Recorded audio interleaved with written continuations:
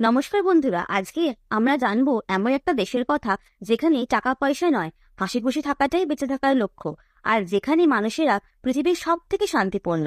এই জন্যই তো এই দেশটি গ্লোবাল পিস ইন্ডেক্সে নাম্বার 1-এ আছে। দেশটির নাম ভুটান। ভুটানে কোনো ট্রাফিক সিগন্যাল নেই, হাতের ইশারাতেই গাড়ি চলে। এখানে 60% জমি গাছপালায় ঢাকা, কারণ এখানে মানুষেরা গাছ লাগাতে খুব ভালোবাসে। ভুটানের রাজার প্রথম সন্তান যখন হয়েছিল, তখন সেই আনন্দ মানুষেরা 1,08,000 গাছ লাগিয়ে করেছিল। এখানে কোনো রাসায়নিক ব্যবহৃত হয় না, সব সবজি অর্গানিক। এখানে তামাক জাতীয় সব জিনিস নিষিদ্ধ। এখানে মানুষেরা মধ্যে কোনো ভেদাভেদ নেই, বড়লোক গরিব লোকের জীবনযাপনে খুব একটা পার্থক্য নেই।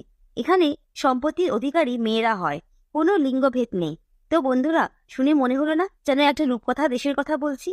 ভাবুন তো, যদি আমাদের দেশটাও এইরকম হতো। আপনাদের মতামত অবশ্যই কমেন্টে জানাবেন এবং ভিডিওটাকেও লাইক অ্যান্ড শেয়ার করে দেবে আর চ্যানেলটাকেও সাবস্ক্রাইব করে দেবেন। ধন্যবাদ।